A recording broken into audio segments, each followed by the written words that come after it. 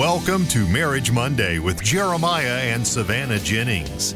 The Jennings own Growing Green Landscapes and are very happily married.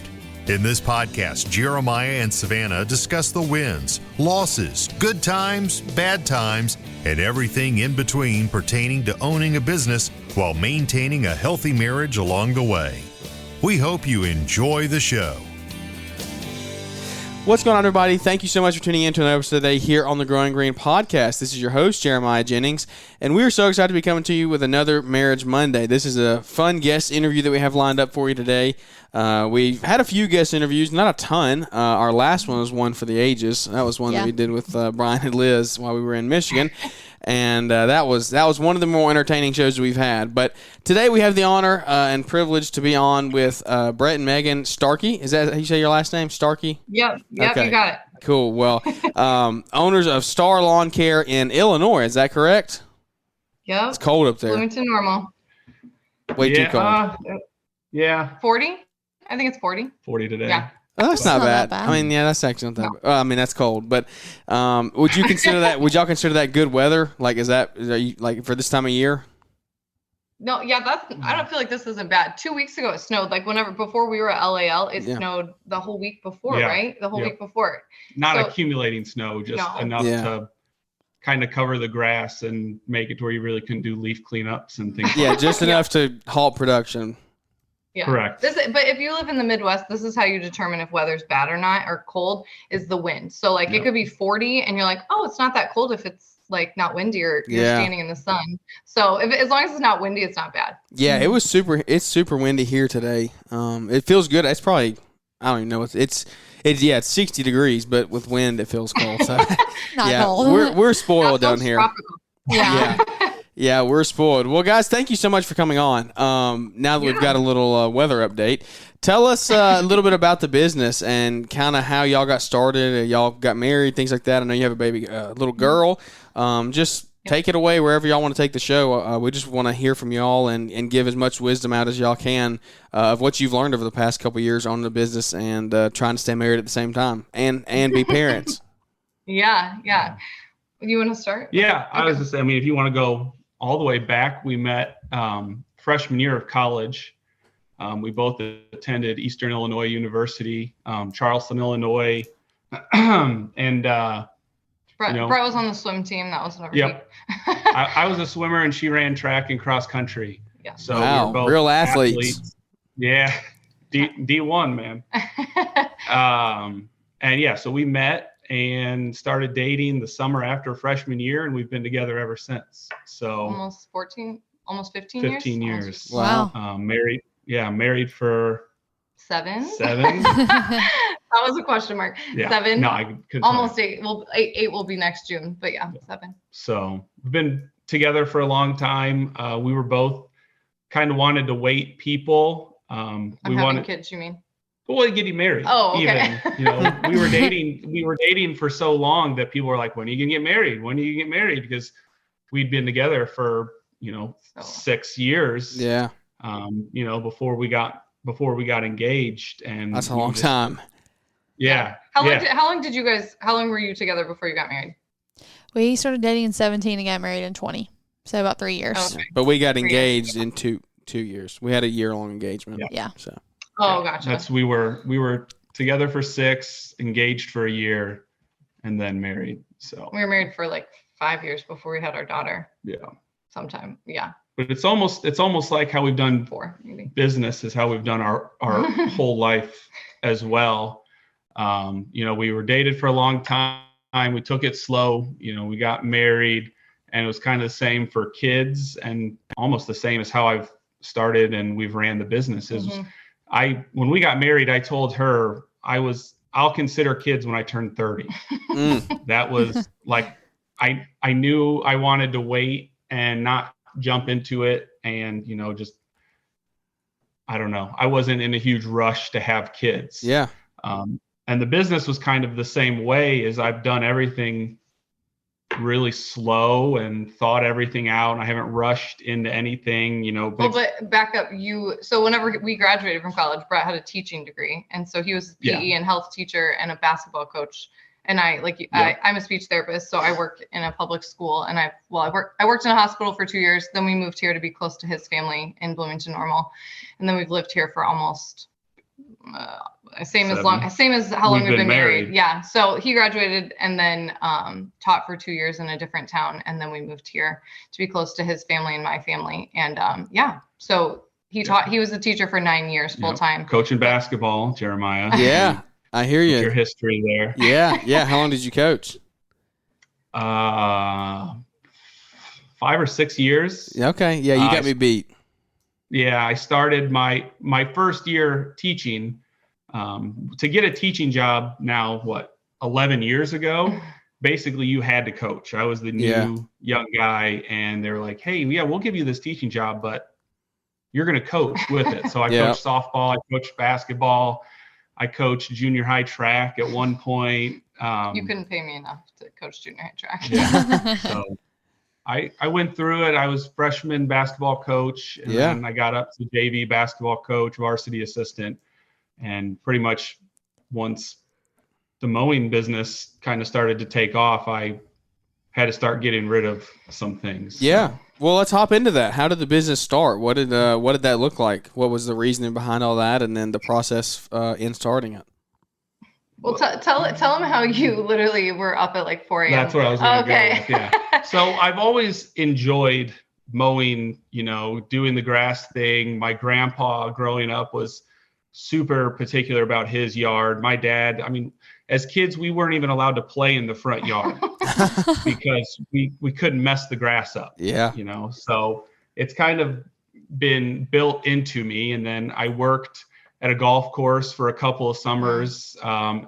In college, I'd come home and worked at a golf course mowing fairways and, doing the turf stuff there. And then I got a job for our local town, mowing parks, and I was on the park maintenance group division, whatever. We live in the town where he worked then, and to this day we cannot drive past like a park that he mowed and like the Uptown Circle, and he's like, I used to touch this. I'm like, it doesn't look as good now as when I did it. Exactly. That was like like 10 years ago, and he still talks about it. And it was even then that I knew like, this is clearly what you're passionate about and what you love to do, because you can't stop talking about it and can't stop showing me every single place you've ever mowed or trimmed or, oh my gosh. So anyway. Yeah. So we moved here, and, I was just super into taking care of my lawn, and I bought a steel trimmer. I told her, I'm going to spend a little bit of money on a trimmer here, because I'm going to have a nice trimmer. Mm-hmm. And I was a given. And then I was up, it was winter of, it was winter of 2017, and I was just laying in bed. It was 2-3 in the morning, couldn't sleep, got on my phone and got on Vistaprint, made up some snow removal business cards that night.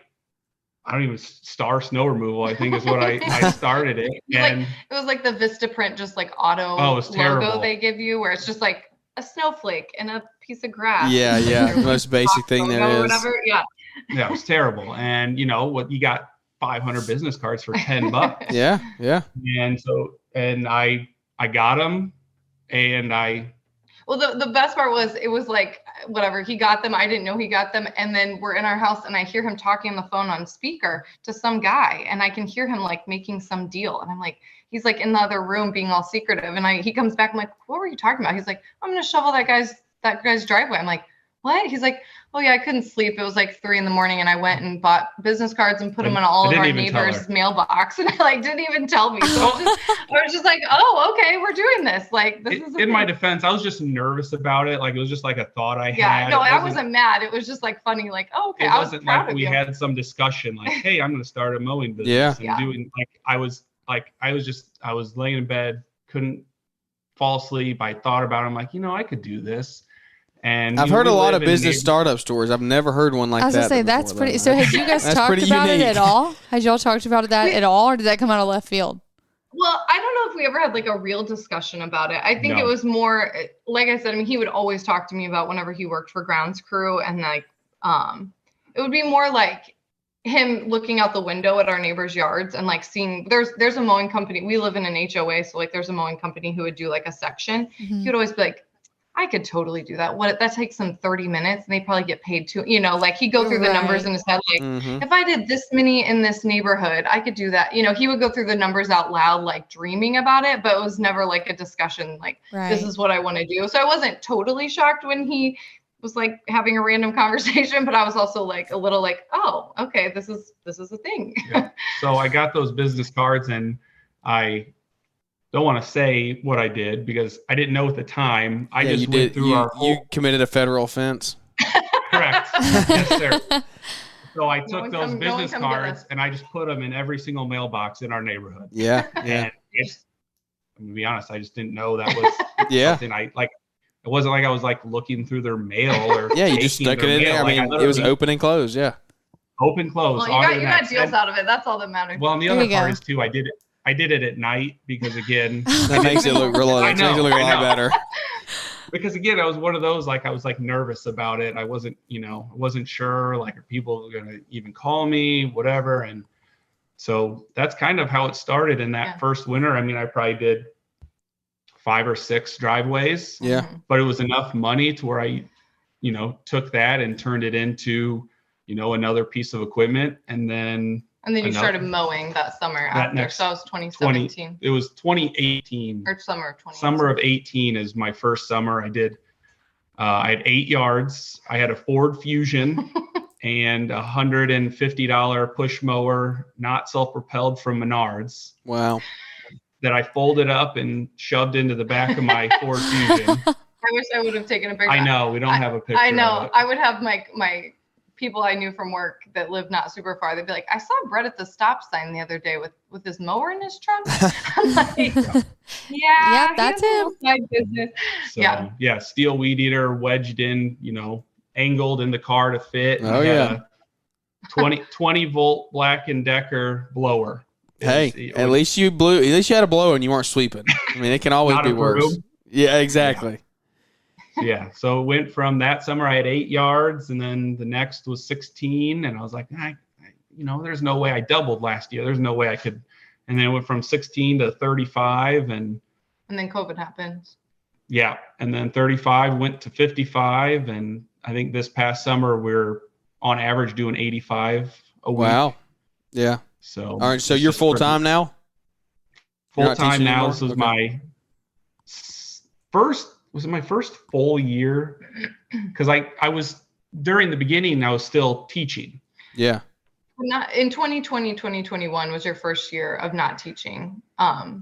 Because he got a different teaching job here in town, and that was kind of what, like, I guess tipped the scale a little bit because when COVID happened, the silver lining for us was that we did virtual here for the most part. And then even whenever we went back in person, I think you had Wednesdays off where like it was quote unquote virtual, like reach me if you need me. So he was kind of like, well, I have my phone on me if you really need me. So he would do like, you'd pretty much do like all of them. And then because you had that extra time, you were gaining so many more people because you were able to. So then at the end of 2020, you were kind of like, I'm done. And then you went full time in 2020. It got to the point where, I had 50 some yards and everyone always says like, well, why can't you teach and keep mowing?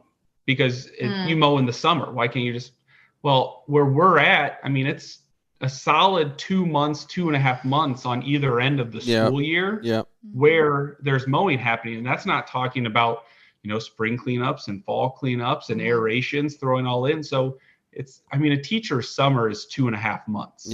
Mowing season is way longer than 2.5 months. That's what I always say to people who say they have college kids come and work for them. I'm like, that's cool, but like they're not working a full season for you. They're working like 2 months.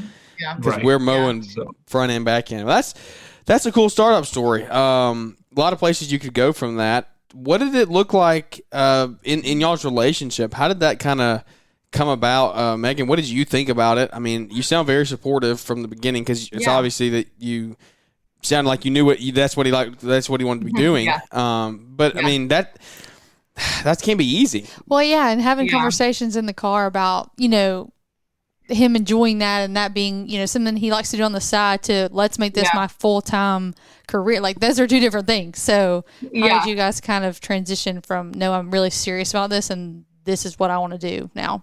Yeah. So that, I mean, that's a great question. Cause I feel like looking back, it felt like, I don't know, it feels like so long ago, even though it really wasn't since you went full time.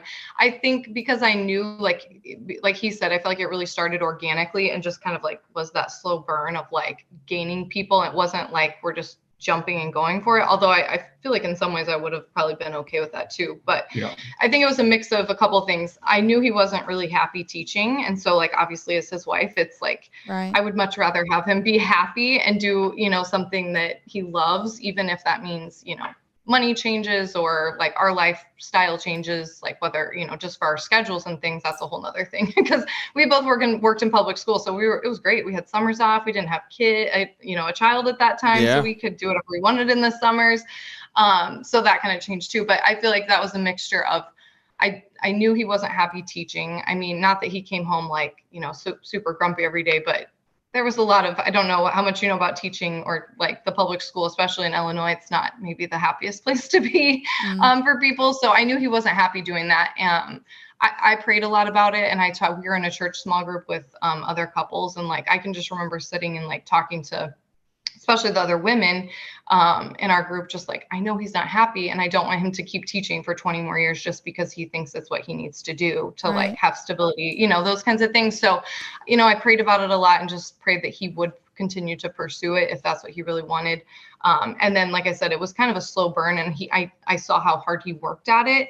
My dad is a farmer. I know I kind of told Caleb that on the podcast with him, but my dad's a farmer, so we have a family farm. So I feel like I've come from a family of business owners and a family business. So I've seen how successful that can be, how hard it can be too. But and it was just personally never something that scared me. What I think was more, I don't even know if it was scary, but like when I would tell other people, oh, he has this side business, or like, I think really he would love to do this full time someday. Other people questioned it so much. And that sometimes, I felt like I had to defend it. Like, oh yeah, I knew someone who did that. And then they had to go back to their full-time job because they just couldn't make ends meet, so that part was hard because it felt like I had to defend it.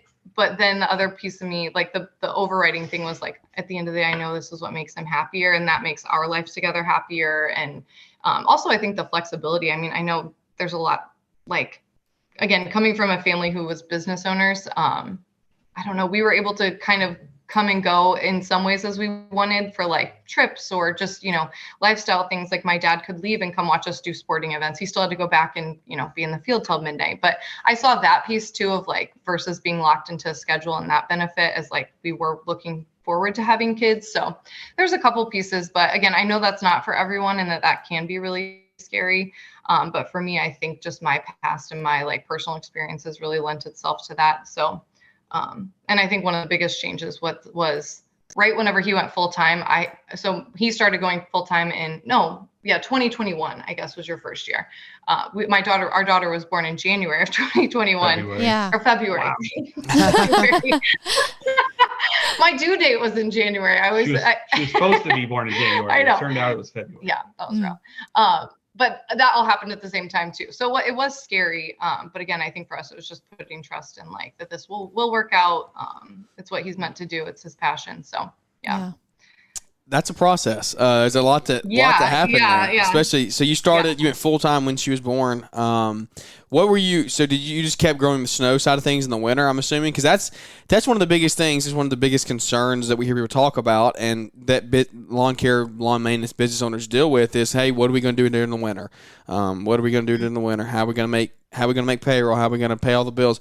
Things like that. So what have you done? What have y'all done to combat that? I know Megan used to have a full-time job, and do you carry y'all's benefits and things like that? Yeah. So there's a huge plus there. Did y'all lean on that a lot? Did you kind of, just figuring out that winter fund? What did you kind of do to get, especially in the beginning? Yeah, I think I've always gone into winter with I'm not going to count on winter. Yeah. I want to make everything I need to make in the 8-9 months that I have to be outside. Mm-hmm. And I don't remember who was it. I know there's somebody out there. They start a winter fund. Yeah. And they put in and they want to have their winter fund funded, by July. Yeah. And so if it doesn't snow, we're not in a super heavy snow market. It's very hit or miss. We're right in the middle of Illinois, like directly between Chicago and St. Louis. And last winter I went out 3 times. Oh wow, yeah. It was like 12 inches, but yeah. 3 times was big. We got 2 of them. We got a foot one time, and then 2 weeks later got 10 inches. So yeah, but if you're banking on snow money, then you're not going to get it off of 3 storms. Right, yeah. right. So that's December and January. I didn't work. I didn't do anything out in the field because it didn't snow. You know, I go out at 2 inches. So I don't bank on winter. I've actually just changed up entirely how I do snow. I kind of went to Brian's method. I'm doing all seasonal prepays, and essentially I know what my bills are in the winter. Mm-hmm. And so I know how many driveways I need to do. I don't do any commercial. I do all residential. Currently, I don't have a plow. I just use snow blowers. Mm-hmm. So last winter I was doing snow blowing like 65. Snow blowing 12 inches of snow is that's a lot of snow. Yeah. It took me and a couple of college kids 3 days to clear 65 driveways. Wow. It was tough. And that's why that was kind of I decided to change up and go from a per push to just a seasonal prepay. So I went from 65 driveways last year to I'm sitting at like 41 right now. And every single one of those 41s has already prepaid. I have the money in my account right now. So when winter comes, I already know what my expenses are, and those expenses are already paid right now. Yeah. Yeah. I think that's one thing too, like before he did that was he, and I don't know if you feel this way or like Savannah, if you have to like encourage him or what that discussion is in your house, but he always gets like nervous or scared. Like if I make my prices higher, or if I, like change the method, then people are going to leave, or there's no way that many people are going to, I'm like, they will, I didn't think there was a chance that I was going to email those 65 people from last year. He's like, I had people like emailing me within 2 seconds. Like, I just won the lottery. I had one girl was like, tell me you have a spot. Cause I told them in the email, I'm like, hey, I'm only taking on 30. Mm-hmm. I told them that. I said, once I hit 30, I'm not taking on anymore. Yeah. So people were email me back like a minute later being like, I want a spot. I want to send me an invoice. I'll get it paid today. And they were ecstatic that they were able to get on my list. Yeah. And you're not chasing money because and we got that 12 inches last year. I mean, I kid you not, I probably had 200 missed calls. Wow. Last February on my phone from people that couldn't handle doing it themselves, getting out of 12 inches. Yeah. And I didn't answer my phone. I didn't anything. I mean, I just had all the 200 missed phone calls. And because you had to get through what you had. Right. Yeah. And the exactly. people on my list all got cleared. Yeah. So, and again, in my email this fall, I said, you're going to be on a small list of 30, high priority. Your drive is going to get done quick, and you're not going to have to worry about it. And that's kind of how I worked into the prepay system. Yeah. And I think something that needs to be taken away from that is just business owners need to realize that like you run your business, your customers don't run your business. And that's something that I know, Megan, you're saying there is like, sometimes you just get nervous, and especially in the beginning, it definitely is that way. But now that you have one of these under your belt, now raising your rates moving forward next year and things like that is just going to be like, where you just know it's going to happen. Like, it's got to be done. People are going to leave. People are going to stay. Yeah. That's one thing that I've realized. Like, the first time I raised my rates 2 years ago, I was like, there's no chance people are going to stay and pay this rate. Yeah. They did. And now we do it every year ever since then. Big thing for me was card on file. Like, when you switch from, hey, when I'm just giving you invoices, but then you say beginning of the season, hey, we're doing only card on file this year. I was like, no, I'll lose 15 or 20 customers. Not one person left because of it. Yeah. Not one person. That's good. Brett needs to hear that. That was our discussion after LAL. one of our discussions. Yeah. No, and that's a huge one. Reaction. Yeah. No, and it is that way. It's very intimidating, but it just goes back to the fact of like, hey, I'm the one taking all the risk here. I'm the one doing all this. Like, I run the company, and I'm not going to wait 60 days to get paid. And that's we still have we probably have 10 customers that aren't card on file. They're older people. They still mail checks. Like, it's the ones but they mail it as soon as they get the invoice. It's in the mail and it's here in 2 or 3 days. Right. So like, you don't drop some 85-year-old lady that doesn't have a card on file option. Like, I'm not that way. But if she pays regularly, but like people that aren't paying, they're not paying on time. Absolutely, you're getting dropped if you're not going card on file. So. That's a big one. It's preached a lot, and it'll be preached a lot in the springtime. It doesn't really get talked about in the winter just because we're not really billing every week, every month for mowing. But well, that's cool stuff. What are some things you've learned together operating a business? I know. So Megan, are you really in the business right now? Are you planning to work more into the business office side? What does that look like moving forward? Yeah. So, well, okay. I'm sorry. I don't know this between you guys. Do you guys work together? Like, does Savannah help you? Not really. No, I mean, really. Probably the extent of involvement is this. And then at the dinner table, just like talking about, the business and give me updates. I still work. Well, she's a nurse. I go back tomorrow officially part-time as a nurse. So. Oh, nice. Okay. Yes. What do you do as a nurse? Are you in? I work at the Children's Hospital in Birmingham, and I work on their critical care floor. So. Oh, nice. Okay, yes. Awesome. I PRN and work at the hospital too here, doing like speech therapy. Yeah. So I used to work in the sorry, this is a little side note, but I used to work in the NICU, so I did all the and the We get lots of little babies and work with speech therapy on feeding and all that good stuff all the time. Yeah. So yes. I love that. That has a special place in my heart. I love doing that.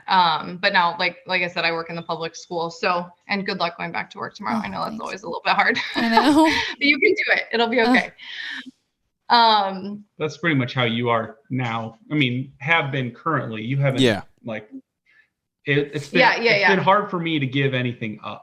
Yeah. Oh, that's Jeremiah. Yeah, let's start there.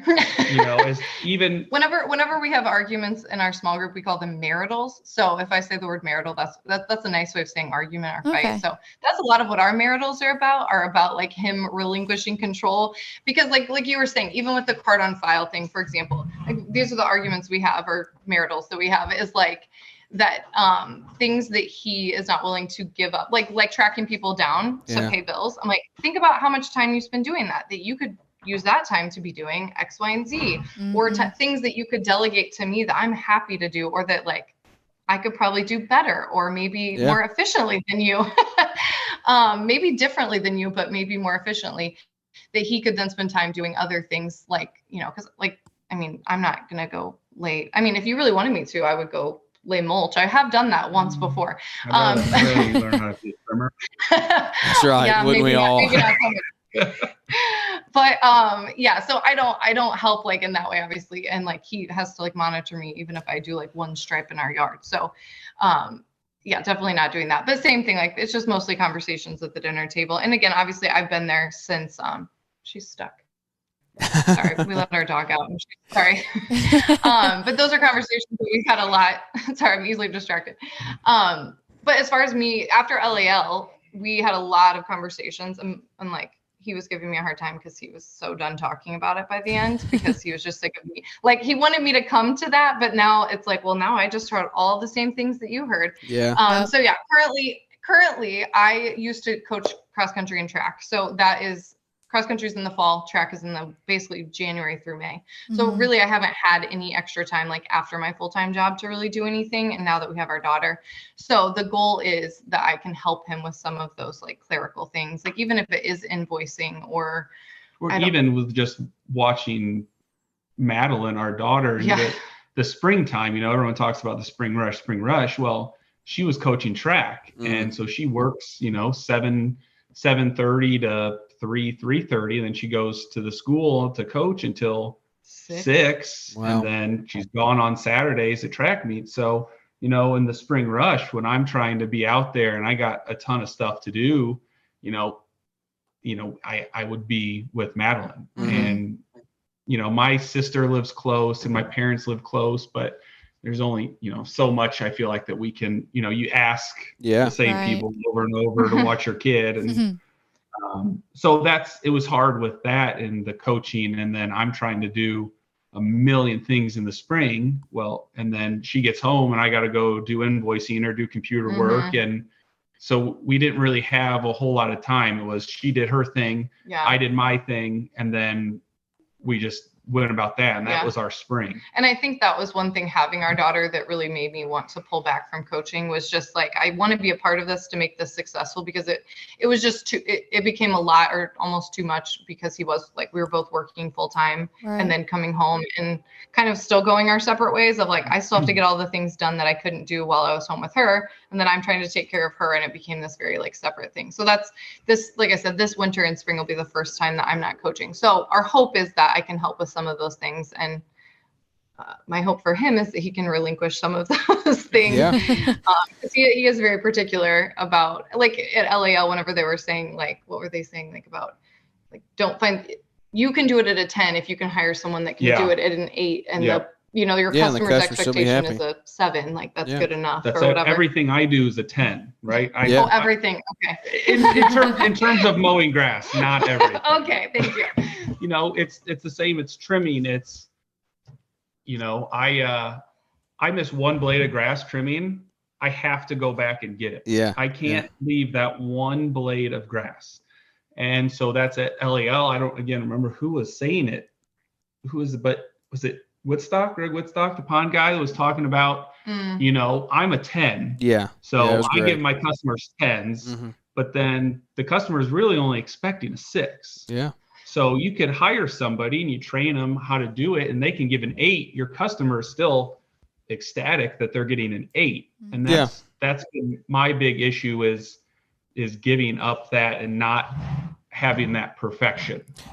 That's really one thing you have to realize. Like, that's just the only way that you're going to build a successful team moving forward. That's the only way. You're never going to get people that do it the same way or the same quality that you do it, I guess you could say. But you don't want people to do it the same way either. That's the thing. You want people to do. That's what Greg was saying. He's like, I'm the only one that can't hire people. Like, that's what he said in his thing. He's like, people better than me do that.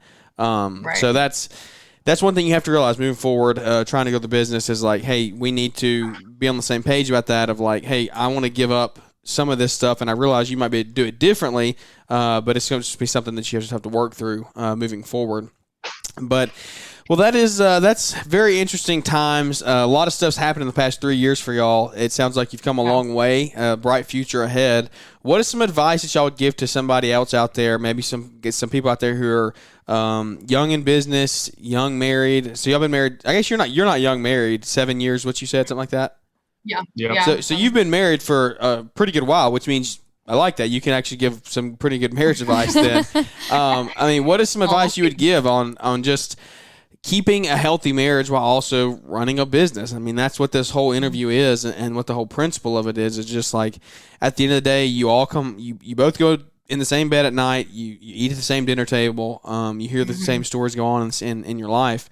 How do you just make your life where it's not just totally the business, but at the same time you keep a healthy balance there, and just stay on the same page and figure out goals moving forward, and just all the things involved there? It's a loaded question. Yeah. Well, I think first of all, like, we obviously are still very much figuring that out. I know, like, Caleb, when I was talking to Caleb and he was like, I don't like people to think that we have it all figured out just because, they're kind of in the spotlight or whatever. But I think even people saying that, first of all, is like, just it's nice to hear that, because they're admitting, like, hey, I'm not perfect, but this is what has worked for us. But I don't know. What do you think? Go ahead. I think the biggest thing for us has just been, it's got to be communication. It's got to be, I was early on, I didn't even tell her I was starting the business.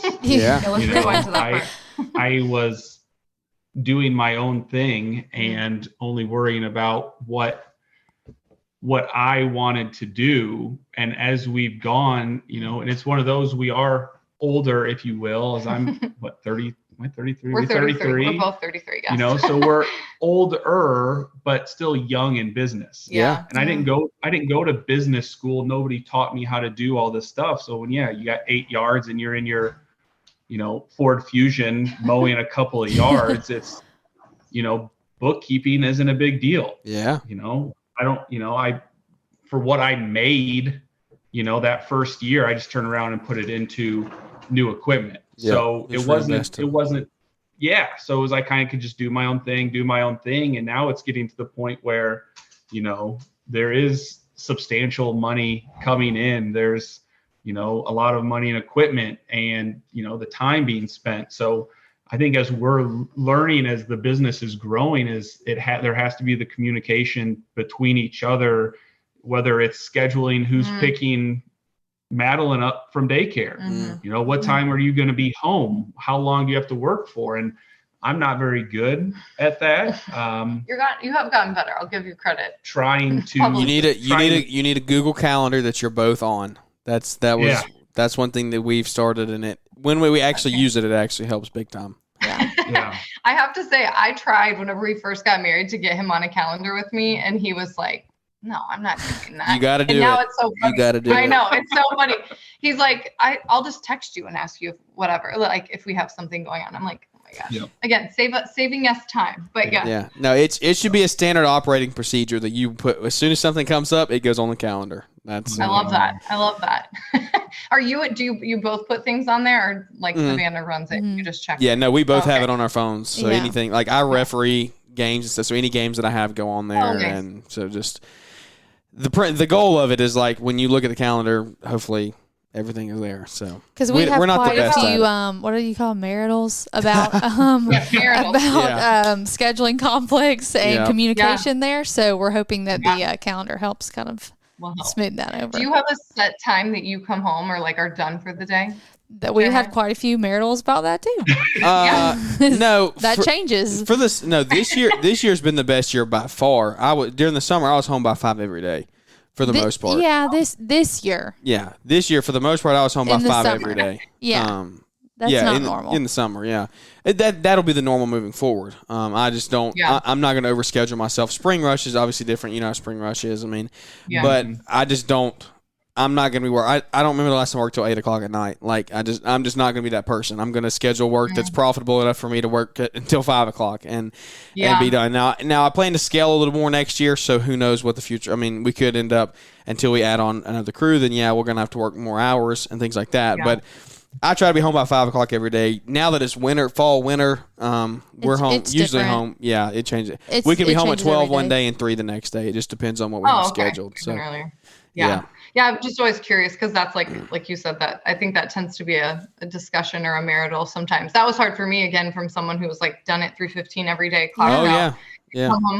So like that. So I'm always curious what other people do. Is it always changing, or is it, try to give yourself I think it's common for it to always be changing. That's a common thing. Like, but moving forward, this year 5 was pretty much I was home by 5. And for me, like, trying to grow a team and bring on employees, it's like I don't want my employee schedules to be crazy either. Like he has a wife and a kid to go home to as well, so like we're gonna cut off and we're gonna be back at home by 5. So that's a good point. Yeah, that's just what we do. I mean, it's not perfect, but no, that's good to hear. Well, it's changed a little. I had my first like not salaried, but getting a paycheck full time. Full-time person kind of this year. So it was that same kind of boat is, I wanted him to kind of have hours. Spring is different. We'd work 11 hours, 11-hour days in the spring, but that same exact mowing route would take us 7 hours in July. Yeah. So I tried to give him, we tried to do the, more like 4 9s, 4 10s schedule. And then I always left Friday open to him because I'd always have bush trimming jobs or mulch jobs on the docket ready to go. So I just tell him, hey, you got 34 hours. You want to come work Friday and maybe get some overtime and, do this 8-yard mulch job. And that was kind of always, I left it up to him. That worked out better this year for sure. Yeah. I think that was like, I don't know, Savannah, how you are, but like for me, I'm like, even if you are going to work till 8:00 at night, just tell me that in advance. Like I can process that and deal with that. But I have like 5 things in my head of like what I need to do or what I need to do for our baby, for our child. But I'm like, if you tell me nothing or tell me 4:30 and then it's 8:00. then that's a different scenario. Every single morning I'm bad like, about that. Hope you have a good day, but when are you going to be home? Because again, I'm fine if I can process it and I know like I can keep myself busy or plan to do stuff. But if you tell me it's going to be 4 and then it's 7:15 and I've like cooked dinner and it was ready around 5, when that is where the maritals come from. Ooh, yes, for sure. See, it's not just me. So communicating your schedule. Yes. That's there you go. The list. That's a key takeaway from the show today. Well, is there anything else y'all want to leave us with? We got to get running here this afternoon. I want to be respectful of y'all's time as well. I know baby's sleeping. I know you got to get things done. You have to be productive while the baby is asleep. Yes, it's precious time. Yeah, that's right. It's precious time. So, is there anything else? Any huge words of advice or wisdom or anything you want to leave anybody else with out there today? Oh, gosh. I don't know. No pressure. Yeah. Well, how long? I was going to ask, how long have you guys been married? I know you have a little one, so. Yeah. 2.5 years. Yeah, it'll be 3 years in the spring. Okay. Gosh, from a marriage perspective, I would just say, I think if someone is out there in the same boat, whether this is like their husband or fiance, boyfriend listening to this, and they're doing it part-time and they want their spouse to like believe in them or to, take them seriously or trust that like going full-time is going to be okay for their family. Like, I just hope that I just pray for those women out there that they really will trust like their spouse or their significant other. That if this is really their passion, to really put your trust in them and be their biggest cheerleader and like really champion them, because it is worth it if it really is their passion. It's really something that they want to do, because in the long run, it will pay off. And I know we're still very much in the middle of that, but I guess just trust your passion, go for it. You really have nothing to lose. And I think, again, even if it's supporting them and working through it together, whatever that is, whether that's mowing lawn care, whether that's starting a donut shop, whatever it is, whatever that is. I just think like champion your partner and really be their biggest fan and biggest like cheerleader. Obviously be the voice of reason. I think as women, that's what we're always like we like to be the voice of reason, but help them work towards it and just be encouraged that it can work, and that don't let that fear stop you or stop you from stopping them.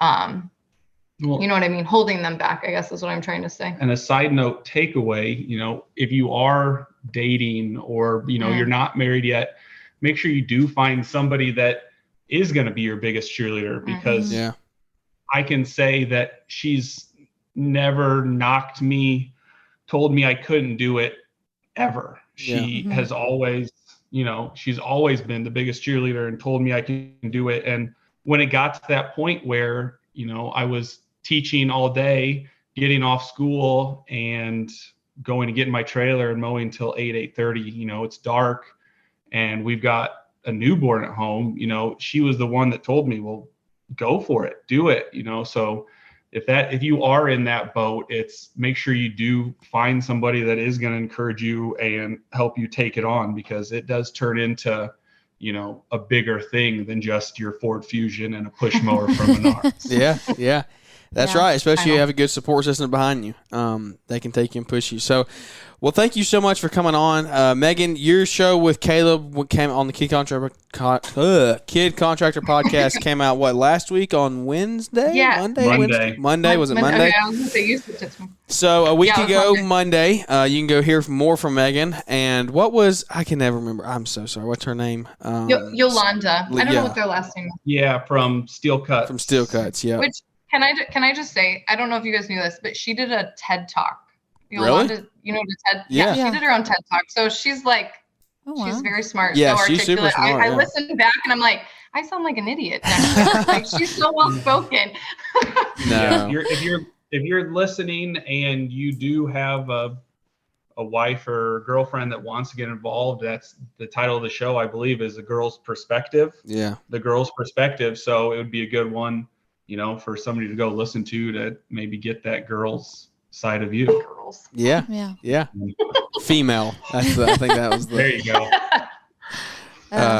Well, good deal, guys. Thank you so much for coming on today. Where can everybody find you if they want to connect with you on social media or anything like that? Maybe ask you a few questions.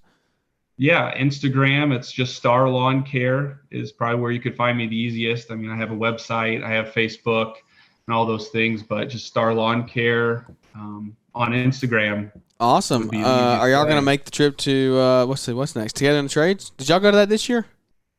We didn't, no. Okay. And it was in Nashville, and that's only like a 6-hour drive. We should have, but we usually come to Alabama on vacation in July. That's So true. because we go to Gulf Shores. So I don't know. That's usually our family vacation time. So we'll see. We're hoping to eventually. Yeah. I mean, Montana sounds pretty awesome. I know. It's a good trip. It's gonna be fun. It's a good trip. So, well, you guys are going. You guys are going? Yeah. We'll be there. Well, yeah. So hopefully y'all make that trip. That'll be a fun trip. If we don't get to see you then maybe Equip next year or somewhere in the middle. So last thing, y'all, do you know Jeremy Connect? You're not far from him. Yeah. Okay. Yep. Yeah. Jeremy. Jay Jacobs. Yeah. Okay. I'm always like, his name's Jacob in my head. No. Yeah. Jeremy. So yeah, he lives like 20-30 minutes from us. He works. He kind of is in a good spot. He works a lot in our town. Yeah. So I'm. And then we met him at Equip last year for the first time. So I'm hoping to get with him this winter and try to pick his brain and take him out. He's a smart dude. Yeah. He has a dream. His house is my dream. His backyard. Oh my gosh. His backyard is insane. Yeah. When you drive on the interstate by our house, you can see it like from the interstate. And I'm always like, his the chimney. The fireplace. Yeah. From the interstate, you can see it. That's insane. That's insane. Well, guys, I hope you all have a great rest of your day today. Take advantage of your time while the baby's sleeping, because that's what we're going to go do. We got to go run some errands and things like that. So without any further ado, I think that is going to wrap this one up. Yeah. Thank you for joining us, Savannah. Of course. Yeah, thanks. Good luck tomorrow at work. Yeah, thank you. Yeah, first day back, so we'll see. So without any further ado, that's going to wrap this one up. If you enjoyed it, leave us a big 5-star rating and review. Those really help us and boost us out there so we can continue to go to the community one relationship at a time. Thanks for tuning in. Look forward to catching up with everybody here on the next episode.